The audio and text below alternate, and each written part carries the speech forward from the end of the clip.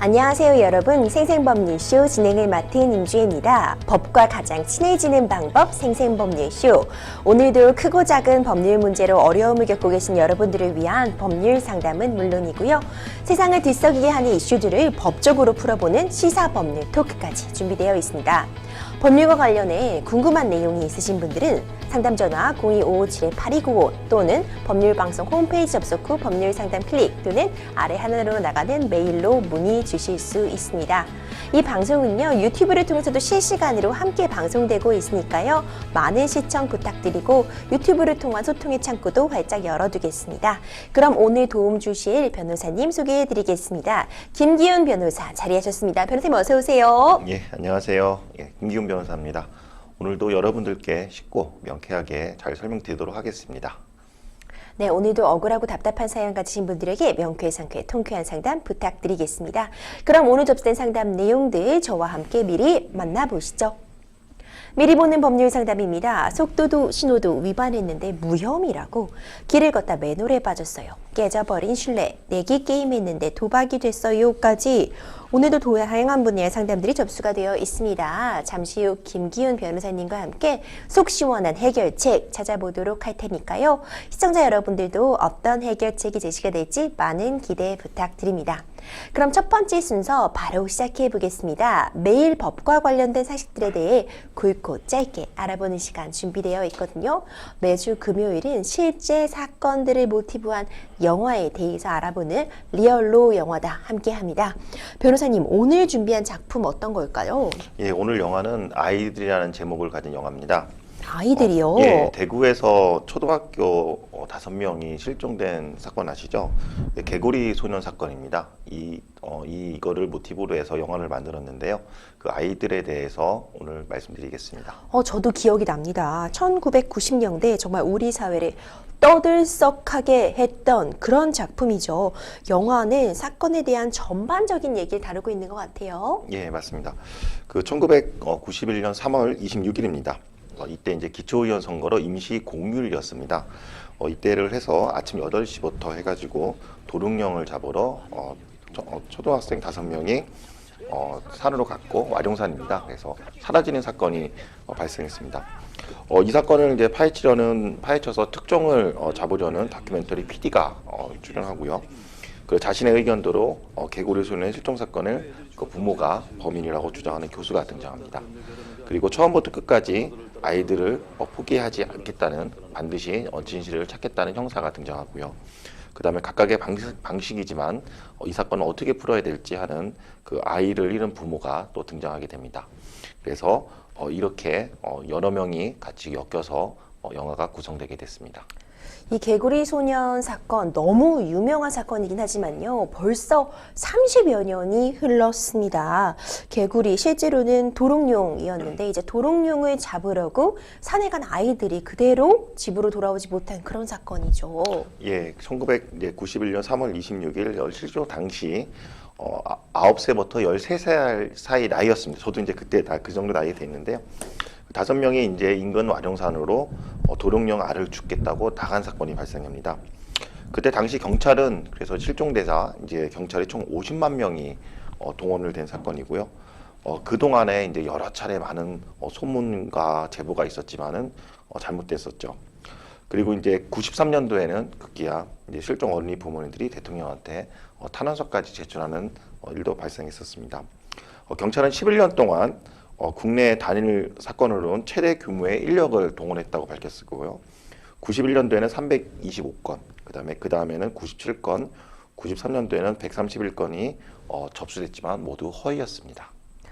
정말 안타깝습니다. 정말 대대적인 수색이 이루어졌었거든요. 또 실종된 소년들의 얼굴이 담긴 전단지가 정말 여기저기서 볼 수가 있었습니다. 전 국민적인 그런 관심을 받았지만 시간이 지나면서 정말 차츰 잊혀졌던 그런 사건인데, 정말 안타깝게도 시간이 한참 흐른 뒤 유골이 발견되었어요. 예, 이제 유골이 발견된 거는 이 사건이 발생한 지 1년 6개월이 지난 2002년 9월 26일 날 발견됐습니다. 그 와룡산 산 기슭으로 도토리를 주러 갔던 주민에 의해서 발견됐는데, 그때 이 어린이 5명에 대한 유골이 발견됐습니다. 이곳은 이제 육군 부대 사격장이었는데 지금은 그렇게 산기수로 변해 있었죠. 당시 경찰은 아이들이 이 육군 부대 사격장까지 너무 멀기 때문에 가지 않았을 거라고 생각을 하고서 수색하지는 않았었습니다. 이게 이제 결정적으로 경찰의 실책이죠. 발굴 이후로 이제 이렇게 발견되고 나서 2022년 9월 26일 날 발견되고 나서 이틀 후에 대구 경찰청에서 다시 발굴하려고 갔습니다. 근데 이때도 역시 의혹만 넘쳤지 성급한 수사를 해가지고 많은 빈축을 샀습니다. 그때 당시에 출동한 대구 달서 경찰서는 사건 신고를 받고 출동을 했지만 무슨 의도였는지 모르겠지만 현장 보존을 하지 않고 과학수사제도 부르지 않는 채 곡괭이 등을 이용해서 현장을 훼손시켰습니다. 여기에서 이제 사건 현장을 건드려서 크게 사건을 많이 현장을 훼손시켰다는 게 지금에 와서 크게 평가를 받고 있고요. 그리고 이제 언론 보도 그것이 알고 싶다 해서 영상에서 나온 그때 현장의 영상에 나와서 영상을 보면은 요거를 함부로 마대에다가 정리해서 담아놓은 것도 나왔습니다. 이런 장면들이 보고서 국민들은 엄청난 충격을 받게 되었죠. 그리고 서울대학교 법의학과 교수는 이 장면을 보고서 너무 기가 막혀서 할 말을 잃을 정도였다고 합니다. 그래서 실제적으로 감식반에서 현장 감식을 할 수 있던 시신은 단 한 곳밖에 없었다고 합니다. 그렇군요. 참 황당합니다. 그래서 결국 부검 결과는 어떻게 나왔나요, 변호사님? 예, 이제 법의학자들이 이제 머리뼈 같은 걸 조사를 하고 그랬겠죠. 부검 결과 둔기로 맞거나 흉기에 찔려서 타살된 것이라고 이제 추정한 것으로 내려졌습니다. 영화에서는 이제 소를 잡는 그 둔기로에서 나왔긴 했었습니다. 근데 그 밖에 별다른 사망 원인조차 밝혀지지 않았고, 그 다음에 당연히 범인도 누군지 알 수가 없었습니다. 범행 도구조차도 불분명해져서 경찰이 여러 도구를 조사했으나 결국 찾지를 못한 사건입니다. 네, 변호사님, 당시 정말 대대적인 수색 작업에도 범인의 흔적 하나를 찾을 수 없었던 이유가 뭘까요? 예, 이 사건은 이제 전국적인 관심을 모았고 안타까운 마음을 가진 사람들이 많았죠. 그만큼 제보가 상당히 많이 들어왔었습니다. 그런데 너무 어이없는, 그 다음에 너무 허위가 많은 제보들 때문에 오히려 수사를 하는데 상당히 혼선을 빚을 수밖에 없었습니다.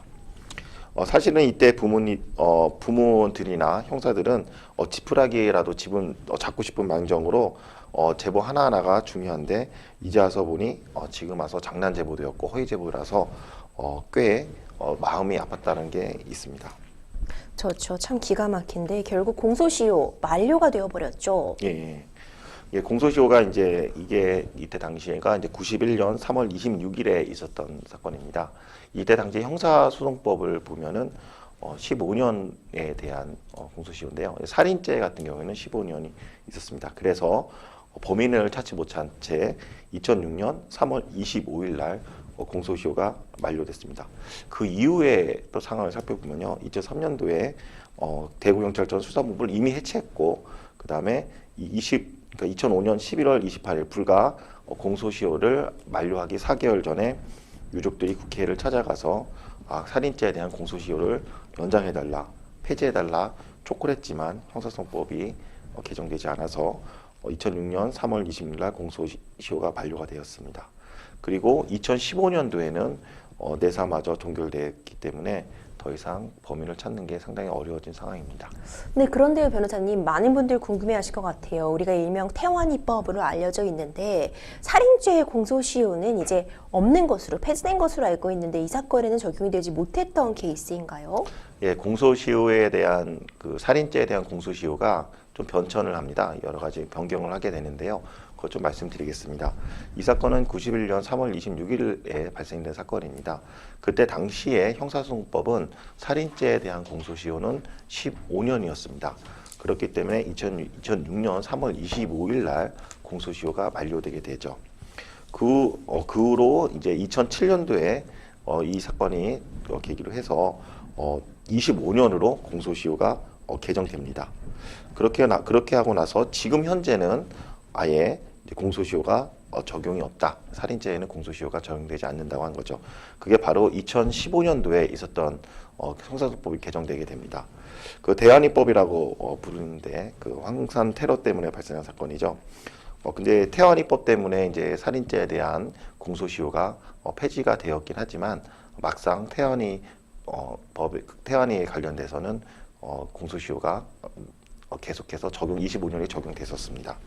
역설적이게도 그때 화성 연쇄 살인 사건, 개구리 소년 사건에서도 마찬가지로 공소시효는 이미 완성이 됐습니다.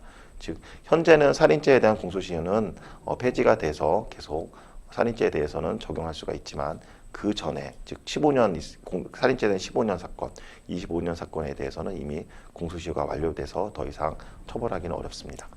그렇군요. 참 저도 이렇게 답답한데 유족들의 마음은 어떨지 감히 짐작조차 하기 어려울 것 같은데요. 공소시효를 전면적으로 적용하지 말자는 주장과 관련해서 법적 논란이 여전히 있습니다만 과연 어느 쪽이 타당한 것이냐, 법치주가에 부합하는 것이냐 이런 논의와 함께 어느 쪽이 사회 정의에 부합하는 것이냐에 대해서도 진지한 고민이 필요해 보입니다. 여전히 대부분의 범죄에 대해서 공소시효가 존재하잖아요. 변호사님 어떻게 보고 계신가요? 2015년에 이제 태연이 사건으로 인해서 살인죄 공소시효가 이제 폐지가 됐었습니다. 그때 당시에 이런 어린아이에 대해서 공소시효를 없애는 거는 너무 사회의 정의에 반한다라고 해서 없애게 된 거죠. 형사소송법을 개정해서요.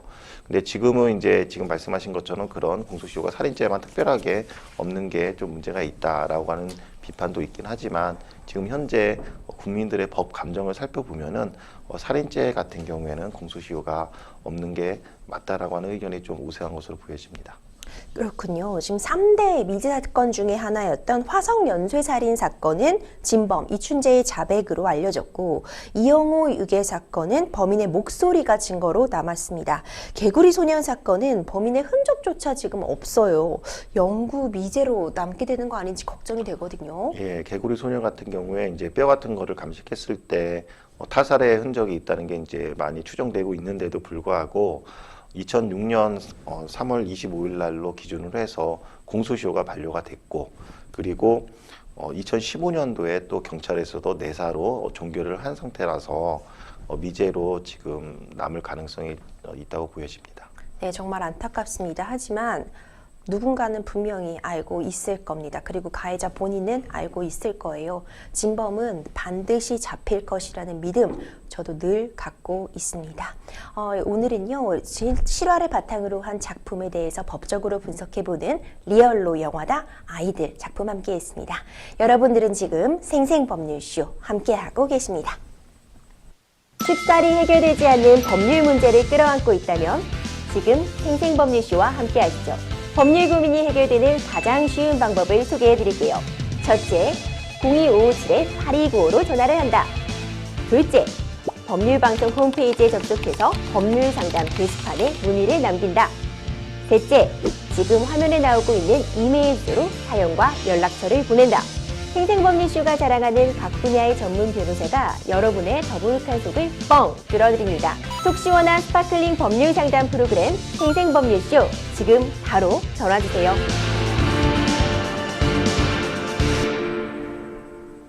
생생법률쇼 이번 순서는요. 생생법률쇼의 자랑입니다. 성심성의 전화상담 이어가 보겠습니다. 전화 바로 연결해 볼게요. 상담자님 여보세요. 여보세요? 네, 안녕하세요. 여기는 생생법률쇼입니다. 네, 안녕하세요, 선생님. 네, 안녕하세요. 네, 어떤 점 궁금해서 전화 주셨을까요? 제가 큰 순거리에서 정상적으로 운행을 하고 있었는데요. 네. 큰 도로에서 좌측에서 이제 직진으로 가는 차량이 저는 좌회전을 하고 있고 그 사람은 신호를 대기해서 서 있어야 되거든요. 빨간 신호에서요. 네. 근데 안 서 있고 제가 제 신호를 받아서 좌측으로 가는데 제 차를 옆구리를 향해서 막 왔어요. 엄청나게 빠른 속도로요. 신호 위반을 해가지고요. 네. 그래서 제가 이제 가다가 번개처럼 정말 기차처럼 엄청나게 빠른 속도로 막 오는 거예요. 네. 그래서 한 몇 초 동안을 완전히 멘붕이 왔어요. 내가 지금 죽나? 어머. 그래가지고 어렸을 때부터 그 순간적인 그 제 모습이 필름처럼 이렇게 막 그 네네. 순간적으로 엄청난 그 제 모습이 보이는 거예요. 네네. 그래서 내가 이렇게 죽나 보다, 이렇게 죽으려고 태어났나 보다. 네. 너무 무서웠는데 그 순간에 어떻게 해야 될 방법이 없는 거예요. 그래서 네. 그래도 이렇게라도 내가 브레이크라도 한번 밟아봐야 지 않냐. 네. 그래서 이제 죽어도 브레이크는 한번 밟아보고 죽어야 되지 않냐. 최선을 다해서 하고 이제 브레이크를 밟았어요. 네. 그랬더니 그 순간 그 차량도 딱 멈추면서 제 운전석 옆 그 차 있잖아요. 저 창문 문 있잖아요. 옆에 운전석 옆에 문이요. 네. 거기에서 딱 급정거를 했는데 한 30cm 정도를 남겨두고 부딪히기 직전 30cm죠. 그러니까 부딪히진 않으셨군요. 비접촉 사고시군요. 네. 비접촉이었어요. 그래 이제 신호 위반에다가 엄청난 빠른 속도로 왔거든요. 그래서 네네. 이 차가 급브레이크를 딱 밟을 때 서행을 했을 때 브레이크를 밟은 그 차 움직임하고 네. 급브레이크를 밟았을 때 멈춰 섰을 때 차의 그 움직임이 다르거든요. 네네. 예, 움직임이 크면 더 차 움직이는 그게 진동이 더 크고, 또 이제 서행을 했을 때는 차 움직이는 진동이나 반동이 더 네. 작게 움직이잖아요. 네네. 근데 이 차량은 이제 좀 쿨렁쿨렁 하면서 크게 반동이 이제 이렇게 모습이 보인 거죠. 네. 그렇게 해서 이제 제가 어떻게 뒤에 차가 이제 정상적으로 가던 제 차량이었기 때문에 뒤에 차가 막 이거 기다리고 서 있는 거죠. 네. 그 큰 도로에서. 그래서 계속 있을 수가 없어가지고 제가 이제 창문을 내리라고 했어요, 이분을. 네네. 그랬는데 안 내리더라고요. 그리고 이제 창문만 열면서 거수경례만 하면서 막 웃으면서 네. 그대로 있어요. 그래서 제가 이제 내려라 했는데 안 내려요, 끝까지. 네. 근데 뒤에서는 이제 빨리 가라고 저한테 이제 뭐 이렇게 하고 그러니까 제가 있을 수가 없어가지고 일단 여기서 내리라고 했는데 안 내려가지고 제가 이제 유턴을 해서 다시 왔어요. 네네. 근데 그 차량은 이미 온데간데가 없더라고요. 아, 네. 그래서 이제 제가 신고를 했어요. 근데 이제 그러고 나서 보니까 이 가슴이 너무 아픈 거죠. 이제 그 흉부가. 아, 네. 머리하고. 그래서 제가 너무 놀라가지고 이제 완전 멘붕이 그냥 그 순간에 의욕을 잃었어요. 네네. 이때 사고 상황은 다 이해가 됐고요. 예. 그래서 최종적으로 상대방이 어떤 처벌을 받거나 그런 부분이 있을까요? 이제 그래서 제가 신고를 했는데요. 네. 이분이 거짓말로 막 진술을 다 한 거죠. 나는 네. 우회전을 가려고 했다. 직진이 아니다. 막 이렇게 했는데 나중에 이제 네네. CCTV나 이런 걸 보니까 신호 위반한 거는 정황이 나타났어요. 네네. 근데 이제 속도 위반에 대해서 네. 그리고 이분이 이제 도주를 했잖아요. 네. 그거하고 속도 위반이 안 들어간 거예요. 네. 근데 그 경찰에서 CCTV를 확인을 해보니까 이 차가 멈추는 그 순간 급브레이크를 밟는 순간 그 네. 순간만 찍혔다. 네. 그 모습만 보인다. 그러니까 이제 그 한 몇 초 정도만 급브레이크를 밟기 몇 초, 한 5초나 6초 요렇게밖에 안 나온다는 거예요. 네네. 그러면서 속도 위반 그거는 확인을 못 하겠다. 네. 이렇게 했어요. 그래서 속도 위반은 모르겠다. 네. 여부를 그렇게 해서 이제 검찰에 넘기고 혐의 없음으로 이렇게 해서 하겠다고 저한테 그렇게 연락이 온 거예요. 아, 그래서 무혐의가 상대방은 무혐의가 났다는 거군요. 예. 그래서 예, 그 예. 외에 어떤 보상이나 이런 부분은 우리 상담자님께서는 받으신 부분이 없고요. 예, 그런 건 없고요. 없고 아, 이제 제가 네. 너무 이제 그날 이렇게 생활을 할 수가 없고 이 가슴이 너무 아프고 막 이래가지고 병원을 갔어요. 네. 근데 이게 바로 가라앉지를 않고 며칠 가더라고요. 네네. 그리고 이제 제가 그 다음에 막 태어나서 처음으로 그렇게 대성통곡을 하면서 막 울은 거예요. 네. 이제 죽으려고 했다가 살아난 거잖아요. 다시 인생을 다시 살아났잖아요. 그래가지고 내가 그 트라우마가 엄청 났는지 막 그 가족들이 이제 신경과를 데리고 가더라고요. 네. 그때 당시에. 그래서 가서 보니까 이제 너무 놀라고 이제 그래서 그 그 신경과에 가서 이제 그 진료를 받았거든요. 상담을 하면서. 네. 태어나서 처음으로 가봤어요, 제가. 네, 상담자님 일단 내용은 충분히 저희가 접수가 되었고요. 일단 네. 시간이 제한되어 있으니까 김기훈 변호사님과 함께 어떤 보상이나 이 무혐의 부분에 대해서 다툴 수 있을지 그 부분부터 좀 알아보도록 할게요, 상담자님. 네. 예, 안녕하세요. 김기훈 변호사입니다. 안녕하세요. 예, 이 지금 이제 무혐의를 그 통지받았다고 하셨잖아요. 네. 이게 경찰에서 받으신 거예요, 아니면 검찰에서 받으신 거예요? 경찰에서 이제 무혐의로 해서 하겠다고 저한테 말을 하더라고요. 그래서 이제 어떻게 신호위반에 속도위반에 도주가 있는데 어떻게 무혐의로 하냐. 그리고 이렇게 아프고 이렇게 다친 사람이 있는데 그랬더니 제가 이해할 수 없는 그런 것들을 하면서 이제 검찰로 그렇게 보냈나 봐요. 근데 검찰에서도 저한테 연락이 온 게 똑같이 그렇게 왔더라고요. 경찰에서 이렇게 하니까 이렇게 해서 왔다. 그러면서 검찰에서도 같은 소변으로 그렇게 왔더라고요, 그게. 그럼 통지서가 온 겁니까? 예. 검찰에서요? 네. 그러면 그거를 이제 검찰 민원실에 가시면 네. 왜 이게 불기소가 됐는지 네. 불기소 처분 이유서를 발급받을 수가 있어요. 그래서 제가 그거를 발급을 받아서 그게 왔어요, 저한테요. 아니, 그 통지서만 있고 이유서는 이유서도 있어요. 예, 민원실에 가셔갖고 별도로 발급받으셔야 돼요. 예. 예, 그래서 지금은 그냥 그 뭐 교도교통법 위반 아니면 특가법 위반 그냥 불기소 혐의 없어 이렇게 통지서가 왔을 거예요. 아마 파란색 표에 그려서 네. 그거는 통지서고요. 네네. 이유서는 별도로 민원실에 가셔야 돼요. 예. 그래서 예, 민원실에 가셔가지고 네. 왜 무혐의가 받았는지 이렇게 내용이 이유가 기재되어 있습니다. 거기를 보니까요. 그 부분에서는 속도 위반 여부를 알 수가 없다. 이렇게 나와 있더라고요. 근데 불기소 처분 이유서를 발급받지 않으셨잖아요. 네. 그러면은 지금 속도 위반인지 그것 때문에 불기소된 거는 정확히 모르시는 입장이잖아요. 일단 통지서에 온 거를 확인했을 때는 그 부분이 명시가 되어 있더라고요. 예. 근데 이제 불기소된 게 지금 도주 차량 뺑소니 때문에 지금 무혐의 받아갖고 좀 이렇게 상담하시는 거 아닌가요?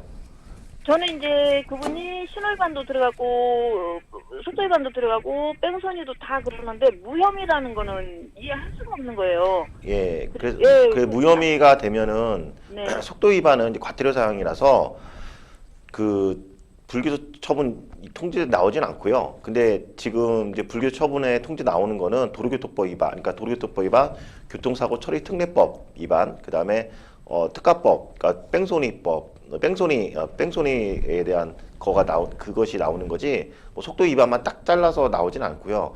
그래서 지금 말씀하신 게 뭐 사고 미조치다 만약에 아니면은 뺑소니다. 그러니까 뺑소니는 그 법령에 의하면 도주 차량이라고 표현하거든요.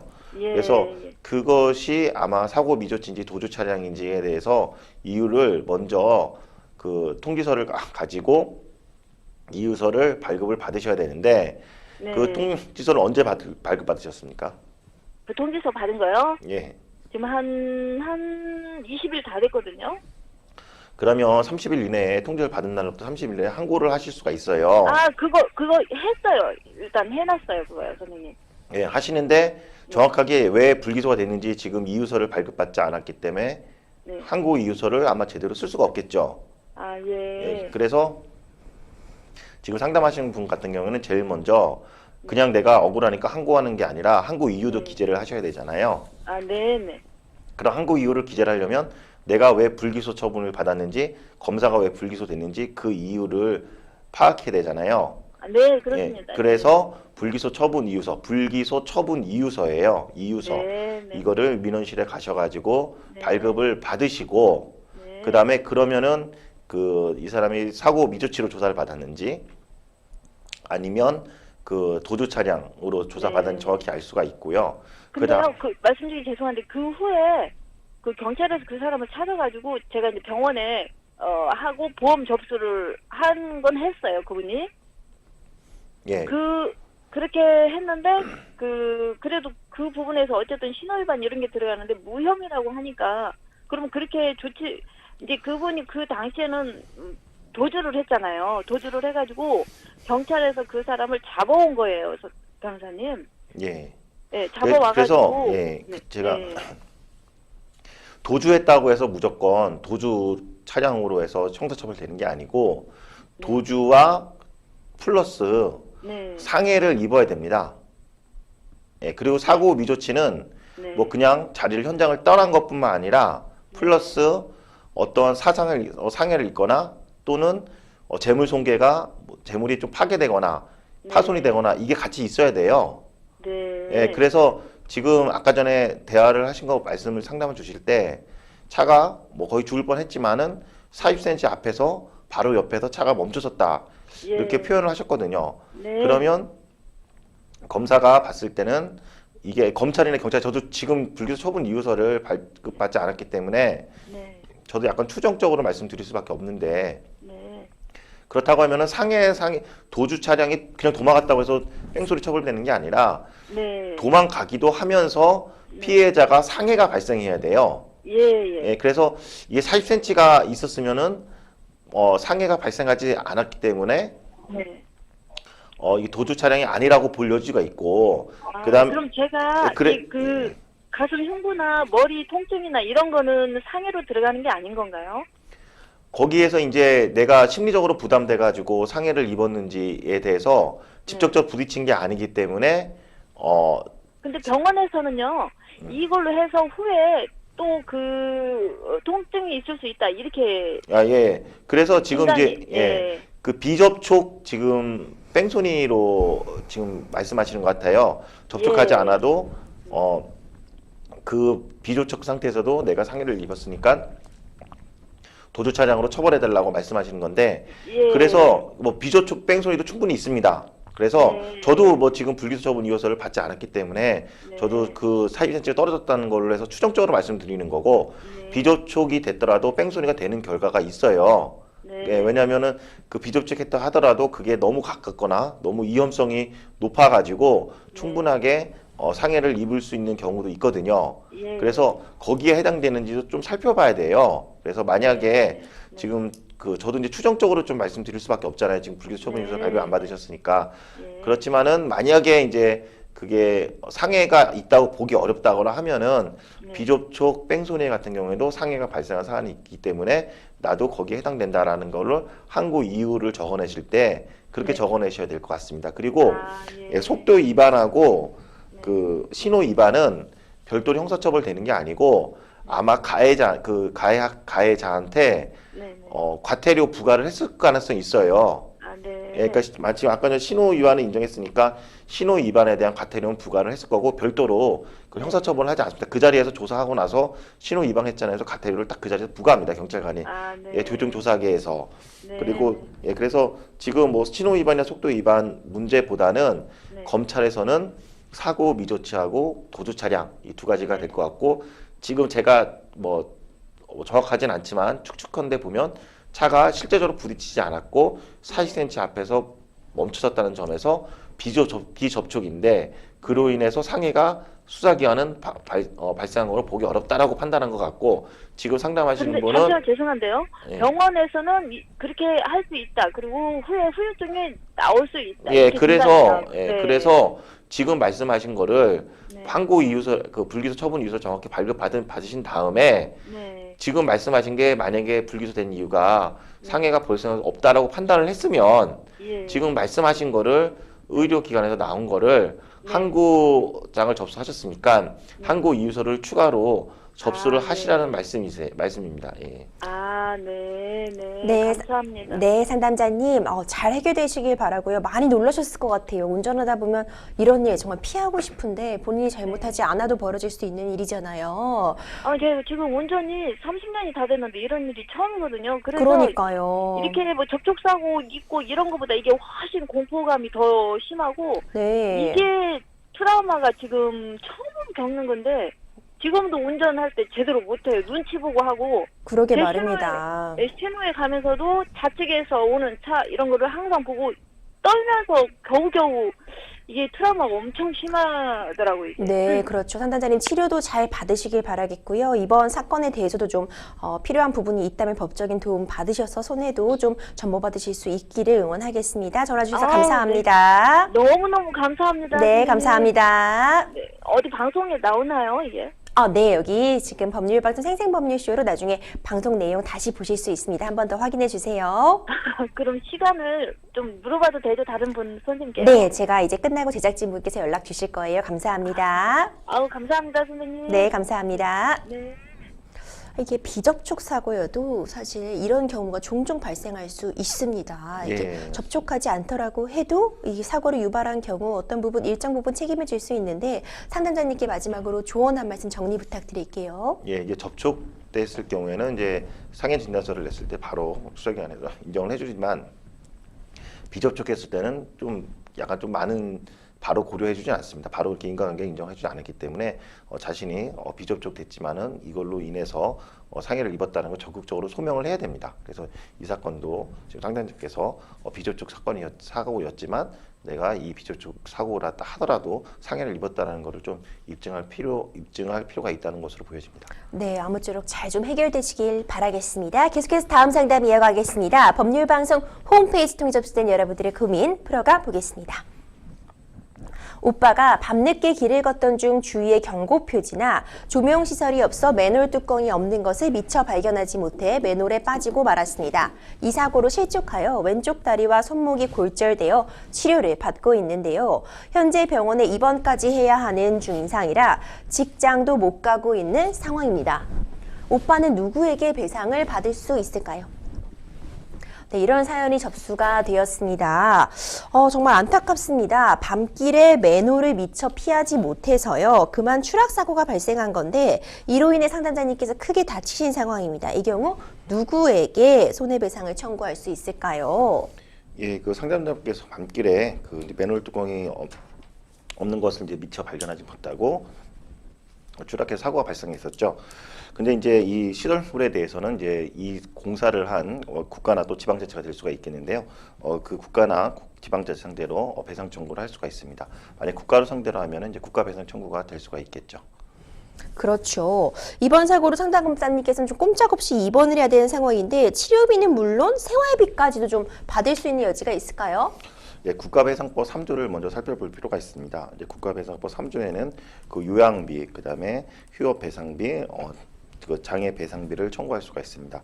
생활비로는 그 규정이 없기 때문에 청구하기는 어렵습니다. 그렇지만 이제 민사소송에서 자신이 위자료, 정신적 피해를 받았다는 것을 해서 생활상 어려움이 컸다는 것을 입증을 해가지고 위자료 부분을 청구를 해야 될 것으로 보여집니다. 그렇다면 국가배상 책임이 인정되려면 어떤 조건 충족해야 되는지도 궁금하거든요.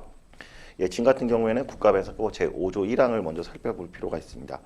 국가배상법 제5조 1항에 따르면 도로, 하천, 뭐 이런 공고 영조물의 설치나 관리에 하자가 있기 때문에 타인에게 손해를 발생했을 때는 국가나 지방자치는 손해를 배상해야 된다라고 규정되어 있습니다. 즉 도로, 하천, 기타 공공의 영조물이어야 되고요. 두 번째로 설치 관리에 하자가 있어야 되고 그 다음에 타인에게 손해를 입혀야 됩니다. 지금 같은 경우에는 조명 시설이 없기 때문에 충분하게 관리를 제대로 못했다는 것이 보여집니다. 도로에 설치된 맨홀도 공공시설에 해당한다고 볼 수 있을까요? 예, 맞습니다. 그 맨홀은 주거 환경에 필수적인 공공시설이라고 보여지겠죠. 그렇군요. 예. 그렇다면은 변호사님, 맨홀도 공공시설이라고 한다면 이 국가배상 어디에 어떻게 신청해야 되는지 좀 막막하실 수 있을 것 같거든요. 예, 국가배상은 그 자기가 살고 있는 고등검찰청, 그런 지방검찰청에 두고 있는 지구심의위원회가 있습니다. 이 지구심의위원회에서 자기가 배상 신청을 할 수가 있습니다. 그렇군요. 야간에 조명시설도 없고 경고 표지도 하나 없이 뚜껑이 엎어진 맨홀을 방치한 거. 생각만 해도 변호사님 아찔하거든요. 관리상의 문제 있을 수 있을 것 같은데 뭔가 어떤 관리자가 있다면 이 관리자에게도 책임을 물을 여지는 없을까요? 예, 그 지금 야간에 이제 조명 시설도 없고 그다음에 경고 표지판도 설치하지 않았죠. 이런 거는 관리자가 이걸 설치하지 않았기 때문에 이렇게 피해가 발생한 겁니다. 그래서 국가배상법 제2조에 따르면은 국가배상을 책임진다라고 할 경우에는 관리자에게 구상권 행사할 수 있다고 규정되어 있습니다. 그렇군요. 만약 배상금 신청이요 기각이 된다거나 배상액이 너무 터무니없이 낮다 이런 경우에 어떻게도 다시 다퉈볼 여지가 있을까요? 예, 먼저 이제 지구심의위원회에서 심의를 하는데요. 만약에 기각할 수도 있고 자기가 청구 네. 금액보다 훨씬 작은 금액으로 결정할 수가 있습니다. 이럴 경우에는 그 결정 정보를 받은 날로부터 2주 내에 지구심의위를 거쳐서 본부심의위원회나 특별심의위원회 재심을 신청할 수가 있습니다. 네, 마지막으로 우리 상담자님께 조언 한 말씀 정리 부탁드리겠습니다. 예, 처음부터 지금 이제 지구심의위원회를 걸쳐서 검찰청 통해서 할 수도 있지만은 바로 법원을 통해서 국가배상 청구도 할 수가 있습니다.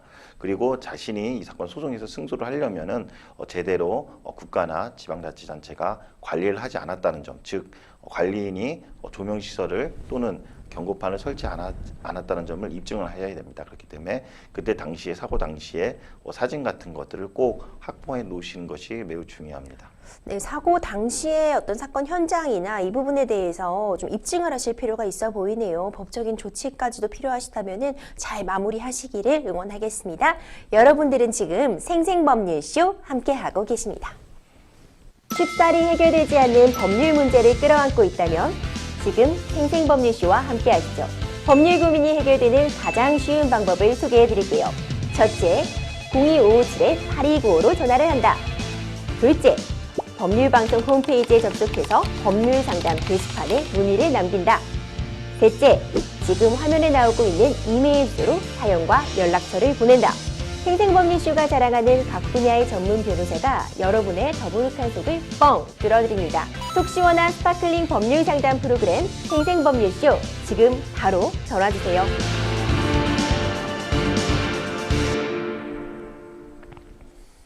네, 이번에는 법률방송 이메일을 통해 접수된 여러분들의 고민 하나씩 풀어가 보겠습니다.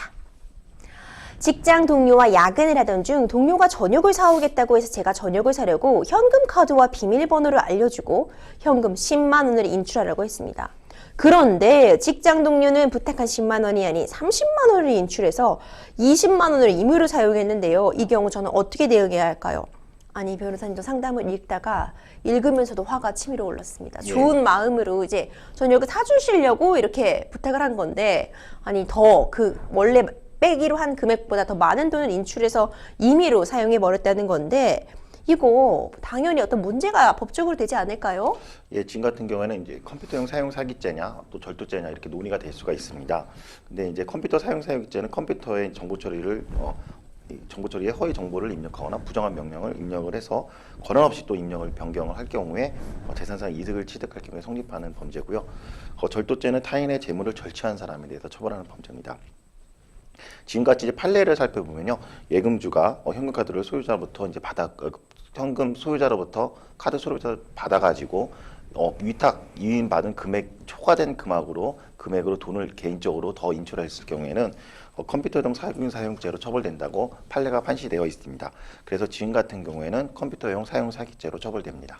그렇군요. 이와 같은 경우에는 컴퓨터용 사용 사기죄의 죄책을 물을 수 있겠군요. 근데 변호사님 경우에 따라서 한 가지 행위에 대해서 여러 가지 범죄가 성립하게 되는 그런 경우들이 있잖아요. 예. 그럴 때 처리를 어떻게 하는지 궁금합니다. 예, 이럴 경우에는 이제 상성적 경합이라고 해가지고 가장 높은 죄를 먼저 판단하고 그 다음에 낮은 이제 범죄를 참관해서 최종적으로는 판사가 한 번에 동시에 한 개의 형을 선고하게 됩니다.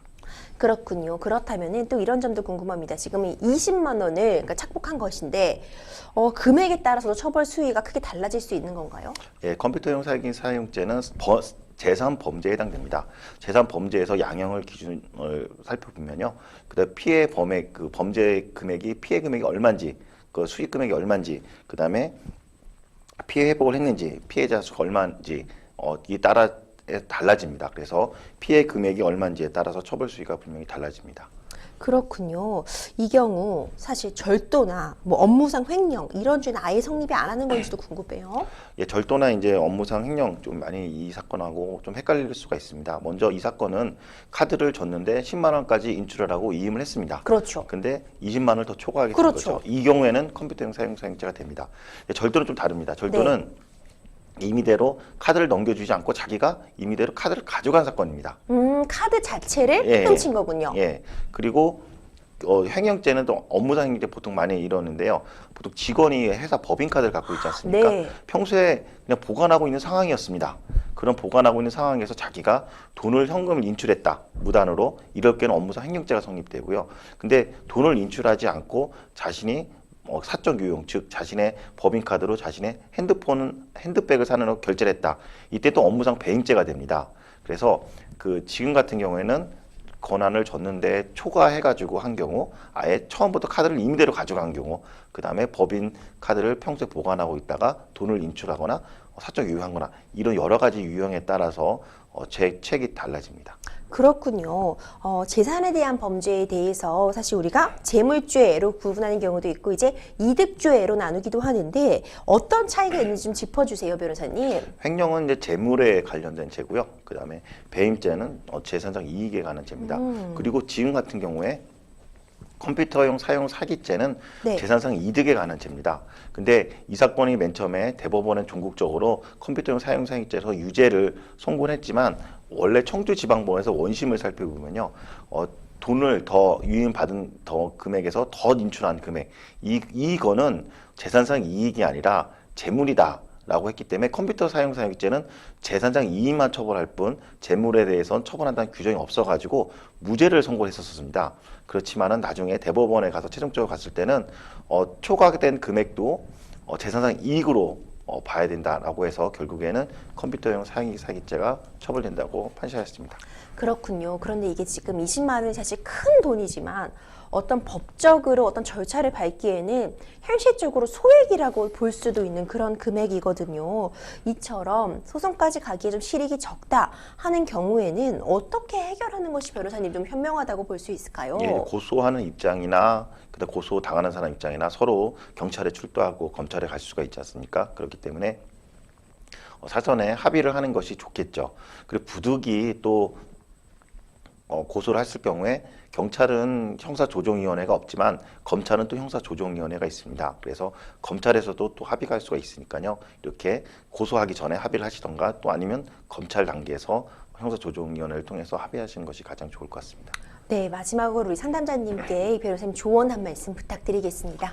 예, 지금 이제 친한 관계에서 이거를 악용해 가지고 돈을 더 인출한 건데요. 꼭 아무리 친한 관계라 하더라도 이렇게 돈을 인출하는 거를 이의할 경우에 실수라도 상대방이 실수를 하는 경우 서로 관계가 나빠지기 때문에 꼭 주의하시기 바라겠습니다. 네, 너무 속상하실 것 같은데 아무쪼록 좀 잘 해결되시기 바라겠습니다. 계속해서 생생법률 이슈 다음 상담 이어가 보겠습니다. 법률방송 이메일을 통해 접수된 여러분들의 고민 풀어가 보겠습니다. 작은 디자인 회사를 운영하고 있습니다. 사업차 알게 된 거래처 사람들끼리 팀을 나누어서 테니스를 쳤는데요. 재미 삼아서 게임을 하기로 했고 한 판에 200만 원 정도 내기를 했어요. 근데 며칠 후 불법 도박 혐의로 신고됐다고 연락이 왔습니다.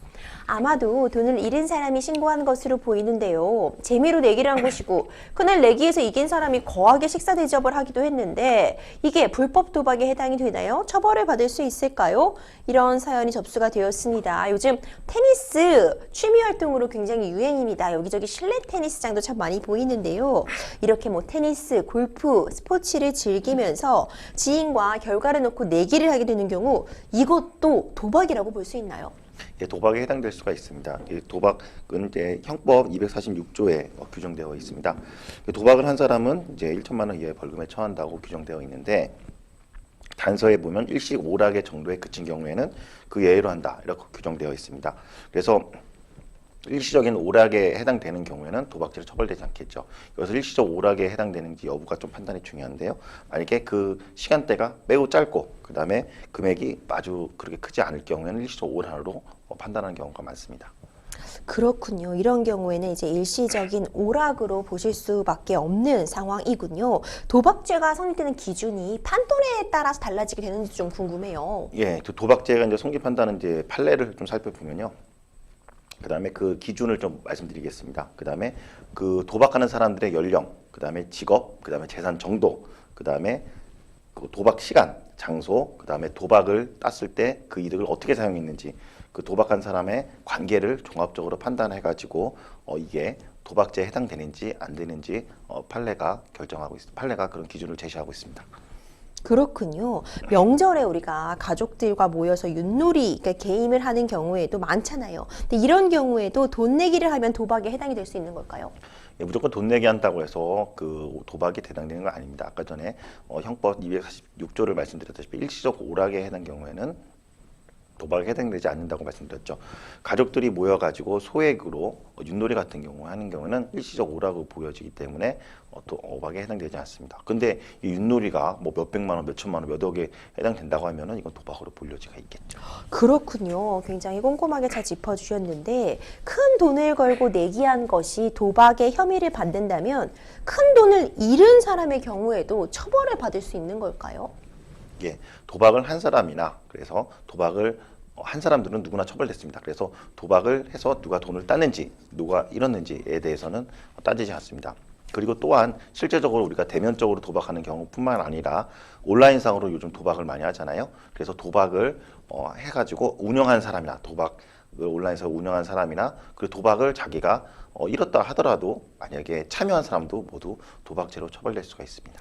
그렇군요. 사실 이러한 스포츠 내기, 그러니까 정말 사실 스포츠 그냥 우리가 취미 생활로 즐기는 그런 경우였던 거잖아요. 근데 어떻게 보면 이렇게 스포츠 내기가 사기죄로 이어진다? 이런 얘기도 들리던데 이건 어떤 맥락에서 어떤 유형에서 사기죄로까지 이어질 수 있는지 좀 짚어주세요, 변호사님. 예, 스포츠를 하면은 이제 공정하게 그다음에 해야 되겠죠. 근데 스포츠를 할 때 누구를 만약에 여러 명이 내기를 했습니다. 근데 일부러 스포츠에서 자기가 져줄 수가 있겠죠. 상대방한테 몰아주기 위해서. 그러면은 상대방이 이기고 자기가 졌다 하더라도 그 상대방이 이긴 사람한테 어느 정도 돈을 받거나 이런 내면적 약속을 할 경우에는 스포츠 사기가 될 수가 있겠죠. 그리고 또 이런 경우뿐만 아니라 이렇게 자꾸 투자를 하다 보면은 그 투기를 하다 보면은 내가 스포츠 내기 하는데 돈이 계속 필요하지 않습니까? 내기 하는데 다른 사람한테 또 돈을 빌릴 수가 있습니다.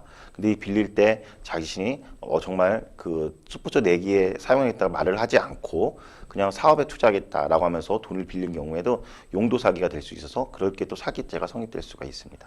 그렇군요. 좀 주의가 필요하겠다 이런 생각이 드는데 사연을 보면 그날 내기에서 이긴 분이 고가의 식사를 대접했다 이런 얘기가 나옵니다. 근데 이런 부분이 참작이 되지는 않는 건지 궁금하거든요. 이제 식사를 대접한 게 정말 내가 도박으로 인한 이득을 해서 여러분들께 같이 한 사람들께 사줬다라고 하면은 그 부분은 양형에 참작할 수가 있습니다. 왜냐하면 이득에 대해서 그만큼 같이 참여한 사람한테 베풀었기 때문에 자기 이득 금액이 줄어들겠죠. 근데 반대로 도박에 참여시키기 위해서 고급 식사를 사준 거다. 그러면 고급 식사 사준 게 도박을 참여시키기 위한 수단이 되지 않습니까? 이럴 경우에는 오히려 양형상의 참작 사유가 되지 않습니다. 그렇군요. 정말 다양한 그런 내용들이 이런 스포츠 도박 관련해서 담겨 있는 것 같은데 결국 어쨌든 뭔가 조치를 취하셔야 되는 상황이잖아요. 상담자님께서도 대응이 필요하실 것 같은데 어떤 조치 취하는 것이 좋을까요, 변호사님? 예, 도박 같은 경우에는 이제 양형 기준을 먼저 살펴볼 필요가 있습니다. 지금 200만 원이기 때문에 도박죄에 성립될 여지가 충분히 있죠. 이럴 경우에는 자신의 형량을 좀 더 낮추기 위해서 어떻게 할 것인가를 고민을 해야 되는데요. 그 양형 기준을 살펴보면 자신이 진지하게 이 도박에 대해서 반성을 하고 있는지, 그 다음에 자기가 적극적으로 이 도박을 주도하게 된 건지 아니면은 단순하게 참여한 것에 불과한 건지에 대해서 참여하게 된 경위를 좀 설명하실 필요가 있습니다. 그 다음에 실제적으로 취득한 금액이 많은지 적은지에 좀 달라지기 때문에 자기가 실제한 금액이 경미할 경우에는 좀 더 처벌 수위가 낮아지거든요. 그렇기 때문에 진지한 이런 것들 종합해 보면 진지한 반성이 있는지, 그 다음에 참여하게 된 경위, 그 다음에 취득한 금액에 대해서 좀 소명하시면 도움이 될 것 같습니다. 그렇습니다. 네, 정말 당황하셨을 것 같아요. 하지만 꼭 알아둬야 되는 법률 팁들 이렇게 미기은 변호사님께서 많이 전달해 주셨는데요. 스포츠 결과를 두고 하는 내기, 재미로 했지만 경우에 따라서는 도박이 될 수도 있습니다. 이런 위험성 피하려면 어떻게 하는 것이 좋을까요? 예, 그 당시 스포츠를 한 다음에 이제 보통 저녁을 먹거나 점심을 같이 먹잖아요. 그 점심 내기나 저녁 내기 정도에 보면 도박이 되지가 않습니다. 근데 이거를 초과해서 상당한 많은 금액이 되면 도박죄가 성립될 수 있으니까 유의하시기 바라겠습니다. 네, 그러니까 금액도 문제가 될 수 있을 것 같고요. 그 맥락, 상황도 좀 주의하실 필요가 있을 것 같습니다. 재미로 내기했다가 이렇게 도박죄로 처벌되게 된다면 너무 황당하시잖아요. 이런 부분 유의하실 필요 있을 것 같습니다. 생생법률쇼 오늘도 정말 다양한 분야의 상담 내용들 접수가 되었습니다. 김기훈 변호사님과 함께 속 시원한 해결책 하나하나 알아봤는데요. 오늘 상담드린 내용들 모두 다 좀 유익하게 받아가셨으면 좋겠습니다. 오늘도 함께해 주신 김기훈 변호사님 정말 고생 많으셨습니다. 감사합니다. 네, 고맙습니다. 생생법률쇼 오늘 저희가 준비한 내용은 여기까지입니다. 시청해주신 여러분 고맙습니다.